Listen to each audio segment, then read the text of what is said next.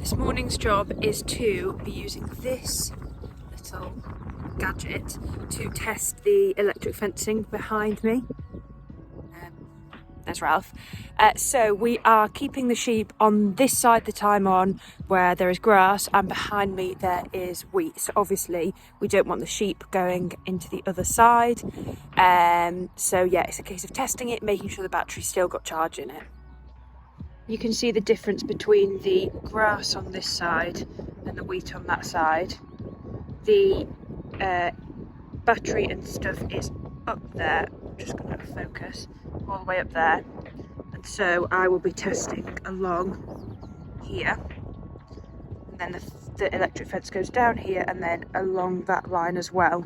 I'm sure some people will be saying that the battery, the fencing unit, the battery, should be kind of in the middle of the run of fencing to kind of help it spread both ways, which, yes, that does help. However, it's just being a little bit lazy. That's the closest bit to have the battery on, so we turn it off on a night when we take the sheep out. And also, it's a bit more tucked away in that corner. If it was along this stretch of fence that I'm walking down now, it'd be quite obvious, and basically we don't really want to get it nicked. So yeah, it's tucked away a bit more in the hedge where it is. Testing's really, really simple. It's a case of putting this probe thing into the soil like that, and then using this little box thing, and you place that metal bit of the box onto the wire. Now, you can't actually see in the video, but that is flashing at the 2000 level. So I can see that that is getting an electric shock through there. If you're watching and you haven't seen an electric fence being used before, it's not a very strong shock at all, but it's just enough that if a ewe alarm touches it, they'll think, oh gosh, I don't want to touch that again, and they stay in the field. So it's a well-used method, a tried and tested method as well, and some of them will never get a shock in their lives because they just see the fencing as a barrier and wouldn't try and go through it. The ones that do, they'll do it once and then think, oh, probably not going to do that again. This dog is just so good. Just sitting, waiting for me to do my jobs. In one of my last videos, somebody asked to see more of him, so here's a bit of Ralph. He's been quite sedate this morning, quite quiet. Very well behaved, aren't you? Good lad, come on then. Good lad. Good boy. Good boy. I think he needs a brush, actually. He's really casting his coat. So I might give him a brush later, but he absolutely hates it. Don't you? Hey? Good lad. Oh, you want more attention? Good boy then.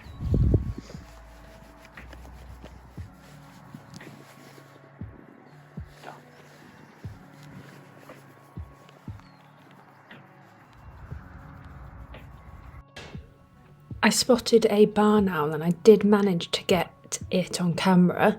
Usually they obviously are nocturnal and don't hunt during the day, so I'm assuming this one probably has some chicks to feed, so it's spending a bit more time out looking for mice and whatever.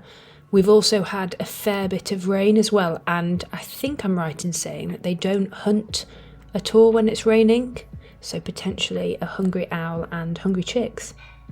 The sun is out and we're hoping it will stay that way.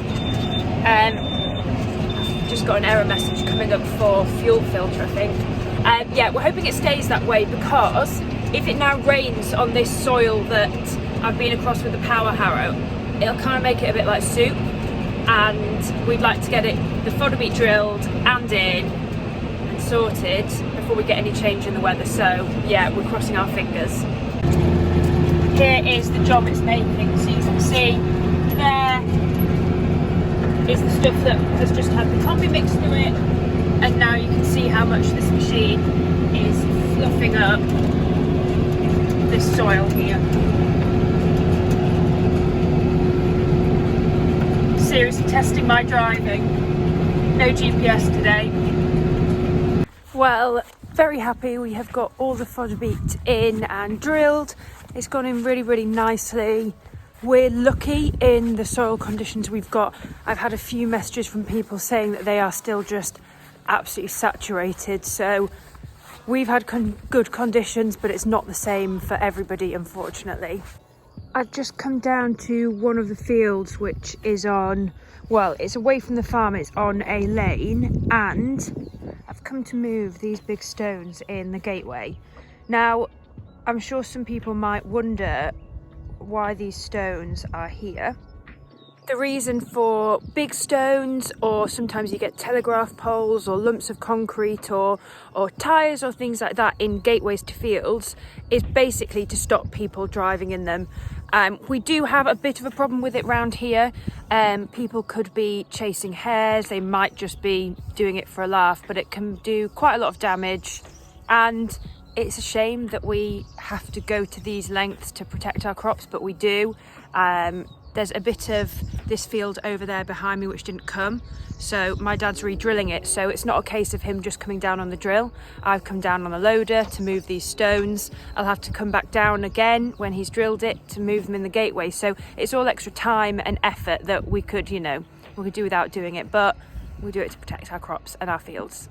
In one of my last videos, it was my last job on the 6210. Today is, I think, officially the last job on the farm, and my dad is on the tractor today. So there he goes into the field for the last time.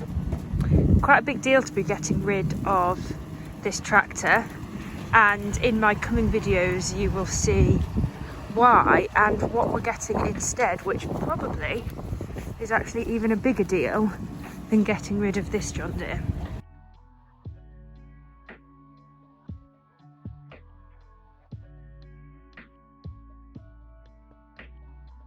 I am now rolling in the field where I moved the big stones out of the gateway.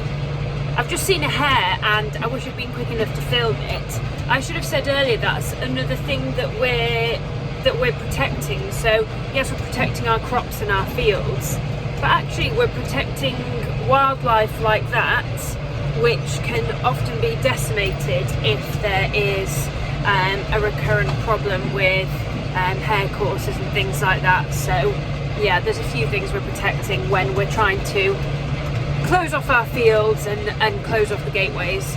This is rolling down really nicely. You can see the oilseed rape around this kind of awkward shaped bit, which is awkward shaped because this bit has been re-drilled with peas. Some of that is looking okay, some of it's not. So we'll just have to see how it all goes come harvest. With it being Easter weekend, I'm having a couple of days off. So when this video is released, I'll have been to the rugby the day before, and the day it's released, I will be at one of the point-to-points in Yorkshire. So very excited to have a bit of time off. I think we all need to do it when we can. It's not easy. Some people are lambing, calving, drilling, but when you can, make the most of it and get away from the farm, get some time off. That's it for another week. Thank you as always for watching, and if you enjoyed the episode, please do like and subscribe.